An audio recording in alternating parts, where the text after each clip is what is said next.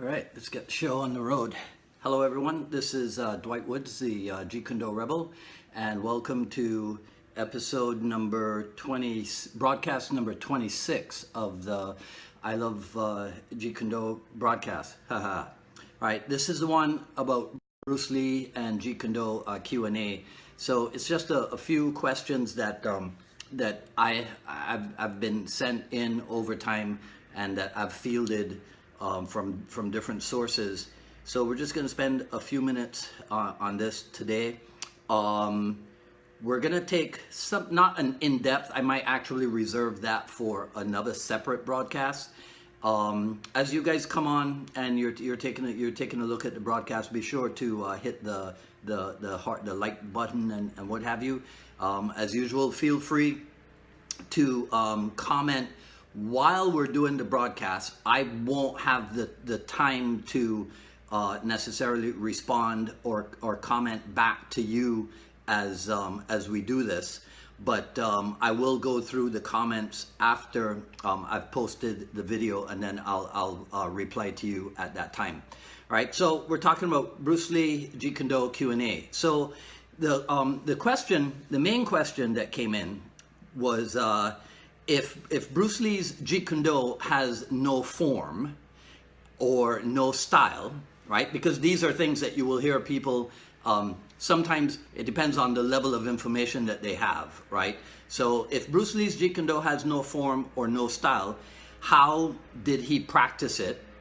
Did he practice random stuff, right?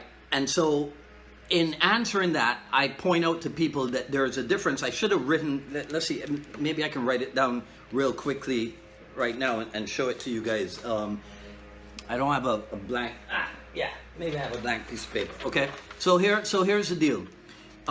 You're correct in saying that Bruce Lee's Jeet Kune has no form or no style, but you want to understand the difference between having, let's see, I'll put it this way, right? Having no form, right, versus having no form. You see, right? So don't confuse no form with no form.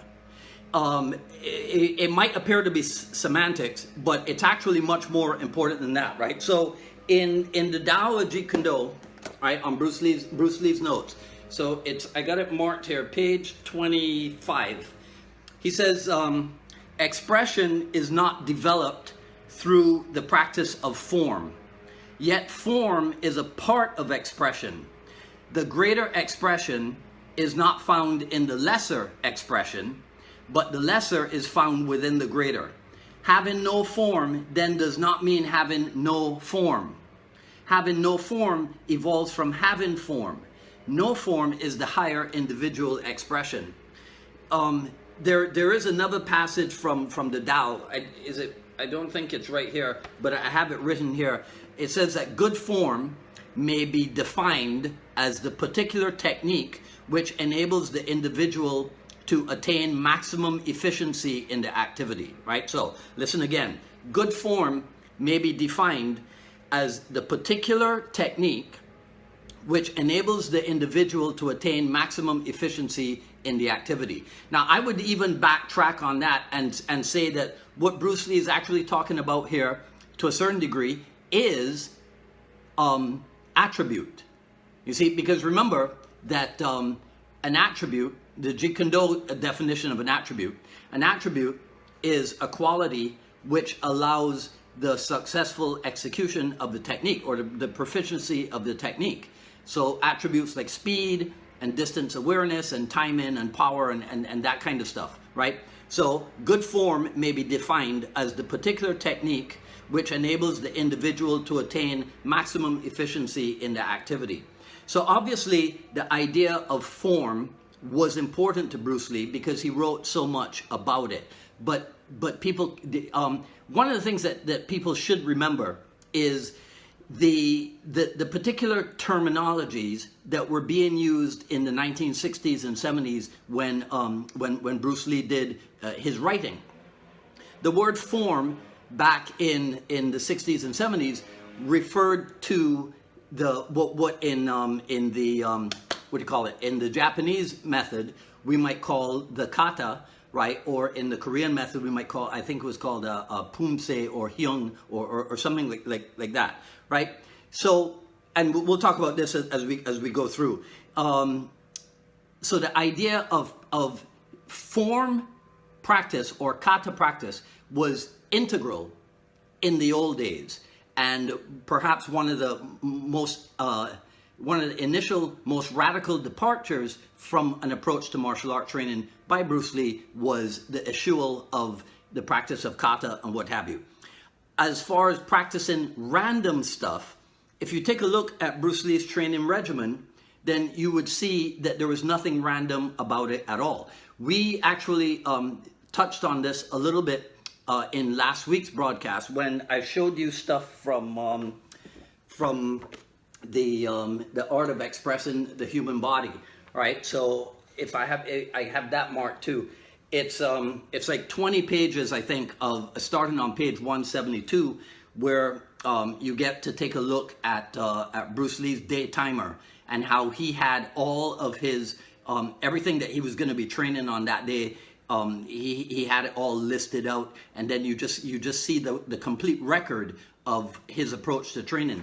So the idea that Jeet Kune Do, I think sometimes it's because of this idea of Jeet Kune Do being formless, right, or what have you, right? That's where people get this idea then that there is no set approach to Jeet Kune Do training, and that's not true. There is a set approach, but it doesn't mean that the set approach is that way every single time. But it means that you do have to have an understanding of what your ultimate goal is. So you do have to start with the end in mind, so to speak. But it's not like going into, again, let's think in terms of 1960s, 1970s, a traditional or classical martial art class where if I'm a white belt, every time I go to class, I do the white belt stuff. So it's pretty much the same thing over and over and over again. Don't get me wrong. There is a necessity for repetition. But what Bruce Lee was trying to say is that the same dead repetition, that's where the problem occurs, right? So, and I did make a note here, but I'll go into it now. This is something I got from my senior Cas Magda over 30 years ago. And it was, again, let's call it semantics, right? But it was the use of these three words in Jeet Kune Do. The word style, the word system, and the word method. And style in Jeet Kune Do, as opposed to the way, again, thinking of it in terms of historical context. The word style in the 1960s and the 70s might refer to the art that you practice. So if you see an Enter the Dragon, the guy goes, "What's your style?" Right? That was kind of a way of saying, well, what art do you practice, right? But then within, let's say, the art of Kung Fu, there could be different styles. There could be, Lohan, there could be Hunga, there could be Hum Kyun, or what have you, right? So when we talk about style in Jeet Kune Do, style refers to your individual way of doing what you do.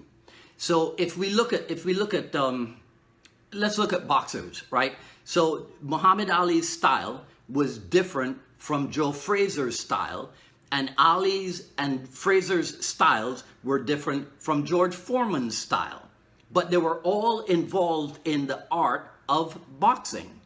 Right? So they had to do the same, whatever it is that boxing requires, right? The technical aspects of boxing didn't change necessarily, but their styles were different. The word system, actually, let's do method first. So method, it's like, and I'll use boxing again just for simplicity. So in training boxing, one person might favor the use of the heavy bag. So a fighter like George Foreman, the heavyweight like George Foreman, might have favored the use of the heavy bag because Foreman's idea was to hit you with one punch and just knock the crap out of you. So he might have spent more time on the heavy bag than he would have spent time on the focus mitt, because you don't learn to generate the same amount of power in your punch using the focus mitt as you learn to generate using the heavy bag. So the Foreman method might incorporate more heavy bag training than it might have incorporated focus mitt training.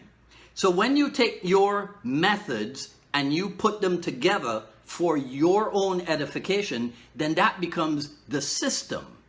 You see? So style is your individual way of doing what you do. Of course, keeping in mind that efficiency is what's most important. Method is what are the things that you like to do? And then the way you put that together becomes system. So that was just a little tangent there, because as I was making my notes for today's show, I remembered Cass and I having the discussion about that, right? So that was question number one, about Bruce Lee's approach to training. Question number two is kind of tricky, because it is, why isn't Jeet Kune Do more widely practiced? And I say that it's tricky because it's not that Jeet Kune Do is not widely practiced. I think in many cases, it just might not be identified as such, or even advertised as such, right?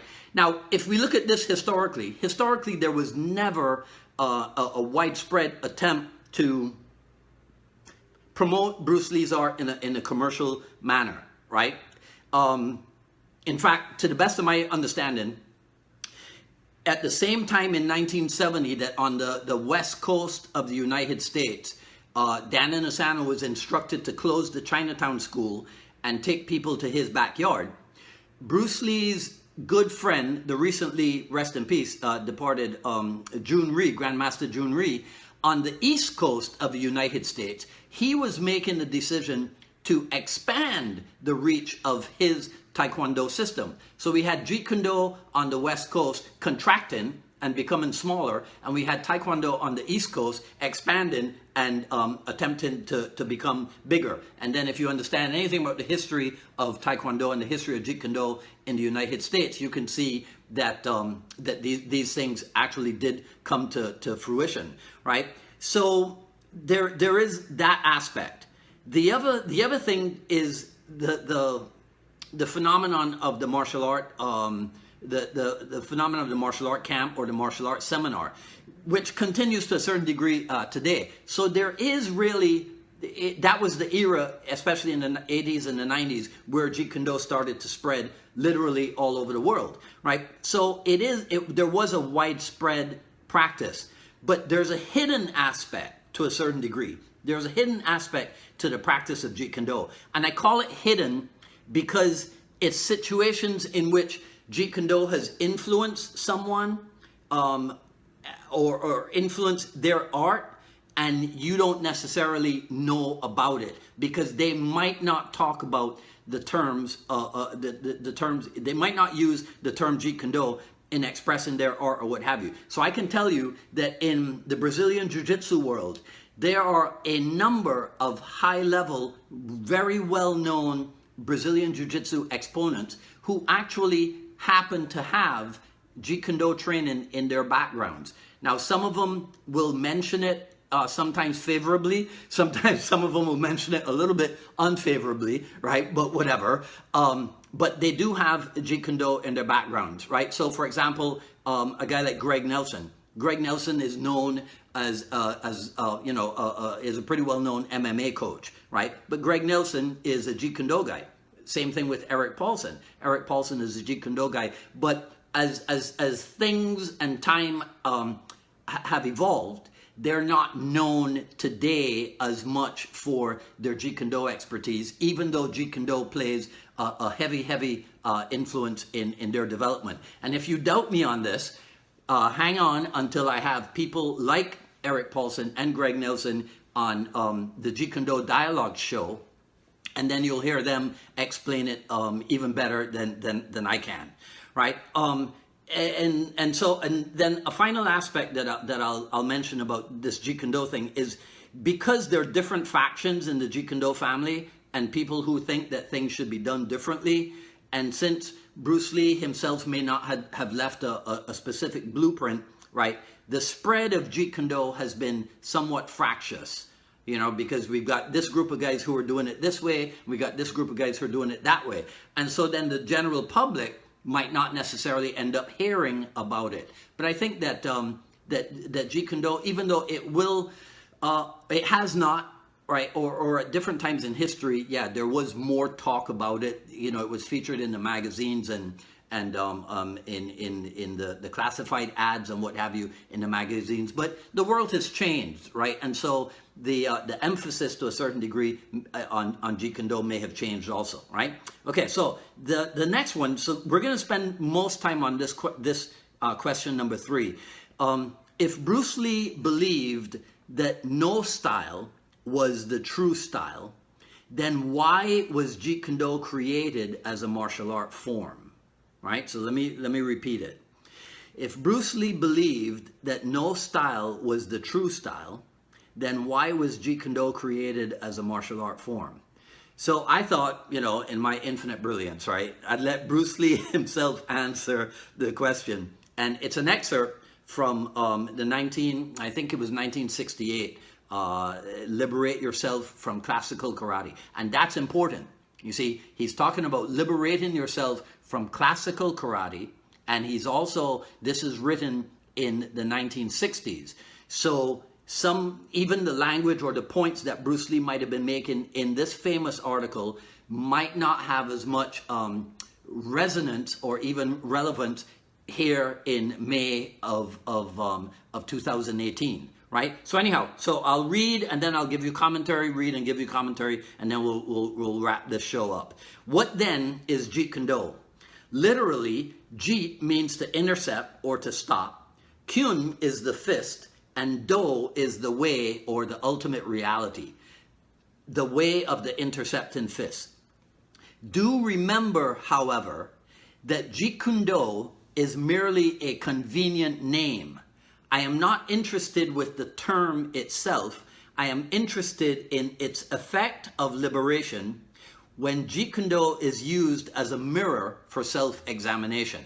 So I think right there, if you get it, Bruce Lee himself is saying what he's given us an idea of a very important aspect, right, for him personally in Jeet Kune Do.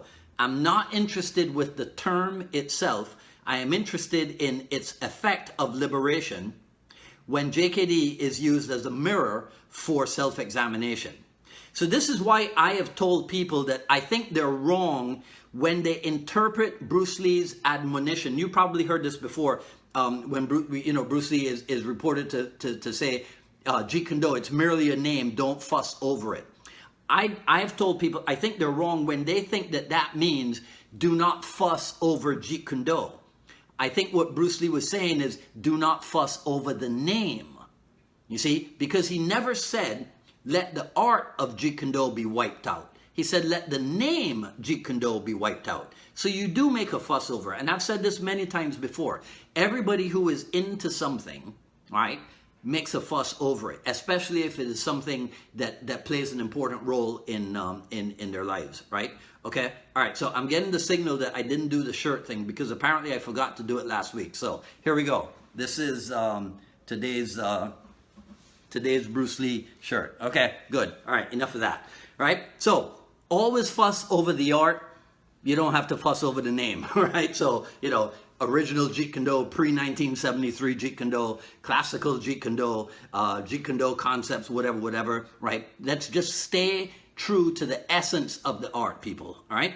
Okay, continuing on the Liberate Yourself article.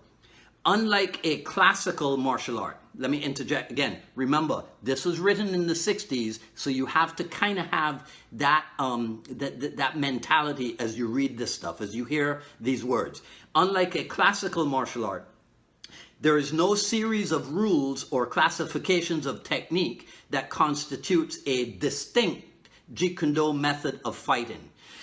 JKD is not a form of special conditioning with its own rigid philosophy. So this is why, again, this is my breakdown, this is why Bruce Lee ultimately had to go beyond the mere idea of Wing Chun, fencing, and boxing. because that would have constituted a distinct JKD method of fighting, because everything would have had to be answered in terms of Wing Chun, fencing, and boxing. And the way the story goes, or the legend goes, is in the fight with Wong Jack Man, he realized that the Wing Chun, if you read, I just saw it, but I didn't make a note of the page because I didn't really know I was going to talk about it. But here in Sifu Dan's Jeet Kune Do book, there is a small report on the Wong Jack Man fight. And it says that what Bruce Lee realized was that his Wing Chun techniques were not the most efficient way of countering Jack Man's low horn Kune techniques. And this is what moved Bruce Lee beyond the mere idea of Wing Chun, fencing, and boxing, right? So because he wanted to be free of that limitation. So to continue what he says, it looks at combat, it referring to Jeet Kune Do, it looks at combat not from a single angle, but from all possible angles. While JKD utilizes all the ways and means to serve its end, it is bound by none and is therefore free. In other words, JKD possesses everything, but is in itself possessed by nothing, right? So that means if Jeet Kune Do needs to strike, if you need to punch, if you need to elbow, if you need to hit with the knee, if you need to kick in order to be efficient, then that's what should happen. If it needs to be grappling, then that's what should happen. That's what Jeet Kune Do will do, right? If it needs to be weaponry, then that's what Jeet Kune Do will do. So if you understand the idea of no limitation, notice how limited the initial idea of Wing Chun, boxing, and fencing would have been. So obviously, in Bruce Lee's evolution, he broke through that barrier of confinement of thinking. And this is where we end up with things that are expressed like this. Because remember, the Wong Jack Man fight, if I have my dates correctly, right? The Wong Jack Man fight was 1964. This article was written in 1968. So Bruce Lee now had, now he'd had 4 years to reflect on things and to delve more deeply into them. And this is what we come up with. In other words, Jeet Kune Do possesses everything, but is in itself possessed by nothing, right? Therefore, to try and define Jeet Kune Do in terms of a distinct style, be it Kung Fu, Karate, street fighting, Bruce Lee's martial art, etc., is to completely miss its meaning. Its teaching simply cannot be confined within a system. So this is where we get the idea of a system without a system, like a system of no system, right? So there cannot be a set, unbendable approach wherein everyone does everything exactly the same. That's classical martial art. Wherever in the world, and you guys know I pick on Shotokan all the time because I have a huge affection for them, but wherever in the world a white belt is training in Shotokan, you can be assured that they're pretty much doing the same thing, because there is a set approach to learning the art of Shotokan wherever it is in the world that you're doing it. There is no set approach to the learning of JKD. That's a little bit of a misnomer, and I'll clear that up in a second, right? But I think the reason why Bruce Lee realized that there could not be a set, unbendable approach is because he realized that people are individuals. So it goes back to what I was telling you before. The style that your style is just that. It's your approach. So there could be somebody else talking Jeet Kune Do on Facebook Live, and that guy might not wear a tam, because he might not have dreadlocks, so that might not be part of his style. He might not use it because some people tell me sometimes that my hands go all over the place when I talk. So it might be a guy who just lectures to you like this. That is not my style because that just does not work for me, right? So, okay, let's keep this going. So since Jeet Kune Do is at once this and not this, it neither opposes nor adheres to any style. To understand this fully, one must transcend from the duality of for and against into one organic unity which is without distinction. Understanding of Jeet Kune is direct intuition of this unity. Now, it's difficult for you to really get the meaning behind that just hearing me with my funny accent read it to you. But I'm going to read it again. Since JKD is at once this and not this, it neither opposes nor adheres to any style. To understand this fully, one must transcend from the duality of for and against into one organic unity which is without distinctions. Understanding of JKD is direct intuition of this unity. This is a call, see, for people to realize that unity, actual real unity, calls for the allowance of freedom. You see, there are a lot of people out there in the world in different areas, and those of you who are real smart, you know exactly what I'm talking about, right? They think that unity means that anybody who disagrees with anybody else, you have to shut them down.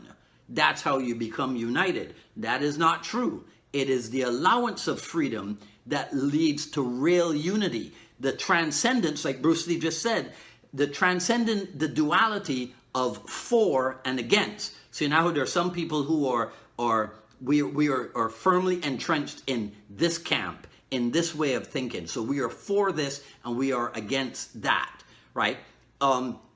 Ultimately, the understanding of Jeet Kune Do is direct intuition of this unity, the transcendent of the duality of us versus them in all of its manifestations, right? Okay, so we're getting to the end of this. There are no prearranged sets or kata in the teaching of Jeet Kune Do, nor are they necessary. Consider the subtle difference between having no form and having no form. The first is ignorance, the second is transcendence. Well, we talked about that already. Yesterday, the shirt that I was wearing during the Jeet Kune Do Dialogues program said a couple of things, but one of the things that it said was respond like an echo, right? So the idea of in JKD, the physical manifestation of respond like an echo is like somebody makes a move at you and wham, you just respond. You don't stop to think, oh, are they in left lead or right lead? Is it this punch or that punch or whatever? They make a move towards you. They cross that the fight and measure, right? And they go from being on the rim of fire to being in range, and you are in danger of being hit, and you respond like an echo. And an echo doesn't really say something different to the initial impulse, right? So now this is pretty. I'll go through this again. Through instinctive body feeling. So I'm reading from the article again. Through instinctive body feeling, each of us knows our own most efficient and dynamic manner of achieving effective leverage, balance in motion, economical use of energy, etc. Right? Let me read it again. Through instinctive body feeling, each of us knows our own most efficient and dynamic manner of achieving effective leverage, balance in motion, and economical use of energy. Yeah, well, of course, when you start training, when you train yourself, remember, like Chris Kent says, an aspect of Jeet Kune Do is training your body to do what you want it to do when you want it done, right? This is what we're talking about here. And each of us knows what our own instinctive body feel is, right? So patterns, techniques, or forms only touch on the fringe of genuine understanding. The core of understanding lies in the individual mind. So again, we're going back to what? The idea of individual freedom. The core of understanding lies in the individual mind, and until that is touched, everything is uncertain and superficial. So it goes back again to what? The idea of style. Your style is your style, not anybody else's, because it's only you who can move the way that you move. And the truth is, right, sometimes that's why you have to be 100% committed to your Jeet Kune Do training, because let's say you're in a situation where you're a student and you have an instructor. Your instructor can never ultimately give you the answers. It's never been about that. You got to take the personal responsibility for your own development. So that's why in Sifu Inasano's book, it will say that a good instructor is not a giver of truth. A good instructor is a pointer to the individual truth, right? Okay, so let's see if there's anything here. Yeah, oh, I'm going to give you one last thing, guys, before we wrap this up. I'm skipping through some stuff here. Again, Art and Philosophy book, page 56. I'll read this for you. I think this is something I found today, right? I mean, I don't know how many times I've read this book, right? But I think it's a great breakdown, right? So let's see. Okay, so let me read this paragraph for you, right? So bear with me. Bruce was quick to point out that Jeet Kune Do is more than simply a composite of many different styles and systems. It has a definite central theme, preserving the center line, a constant rhythmic flow, and the ability to fit in to the opponent's techniques. And that must be observed at all times. And although the art encompasses many things as we have seen, there's always something to be added, but not in helter-skelter fashion, because the main purpose, is the preservation of the common thread that binds it all together. So again, like I've said, the worst way for, one of the worst ways for you to try to understand what I'm talking about is to listen to my funny accent. So if you've got the book, you should definitely be reading this, page 56, right? And although the art encompasses many things as we have seen, there is always something to be added, but not in helter-skelter fashion, because the main purpose is the preservation of the common thread that binds it all together. That requires some more reading in order to get a deep understanding of it, and then to put it into practice. You see, because one of the I think valid concerns that people have about Jeet Kune Do is when sometimes it's a misperception as we've talked about before. It's when they think that Jeet Kune Do people are adding, that they're constantly adding. And what they don't realize is that there is a time where you need to add something, but it's not additional clay being added to the sculpture. But sometimes you need to add something. So if, for example, it is said in Jeet Kune Do that in the early days, the grappling was not as, there was not as in-depth an examination of the grappling as there is today, and largely because of the influence of the shoot wrestling and the Brazilian Jiu-Jitsu, right? So it's said that in the old days in Jeet Kune Do, we didn't really contest, we didn't wrestle, we didn't really contest the grappling, but shoot wrestling and Brazilian Jiu-Jitsu gave us a method to delve more deeply into that, right? So you could say that grappling methods were added, but it was not helter-skelter.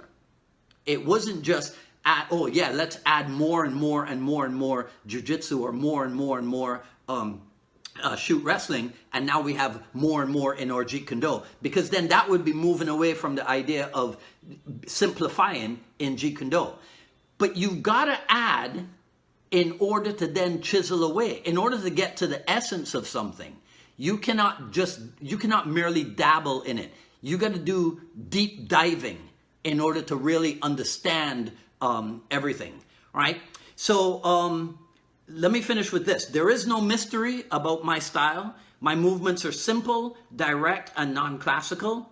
The extraordinary part of it lies in its simplicity. Every movement in Jeet Kune Do is being so of itself. There is nothing artificial about it. I always believe that the easy way is the right way. Jeet Kune Do is simply the direct expression of one's feelings with the minimum of movements and energy.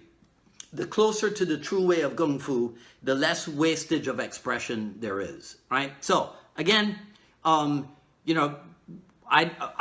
function as not a giver of truth, but as a pointer, right? So you guys got to do your own investigation. I revel in the ability every week to be able to share with you, right? So I really appreciate when you guys chime in. Like I said before, like the video, comment, share it, and when I finish posting, I will go ahead and reply to anything that people have asked. Right? So thanks for tuning in to I Love Jeet Kune Do broadcast number 26. Right? As always, I'll remind you, if you go to ILoveJeetKuneDo.com, you can get volume 1 of the Quick Skills series, and that's about it. There might not be on Friday a Jeet Kune Do Dialogues episode because we did that yesterday. You can find that on the I Love Jeet Kune Do group page, which I changed that up. It's now facebook.com/groups/I Love Jeet Kune Do. So it's a lot easier to find it. Right? So that's it for today. This is Dwight Woods, the Jeet Kune Do Rebel, signing off. You guys enjoy the rest of your day. Take care.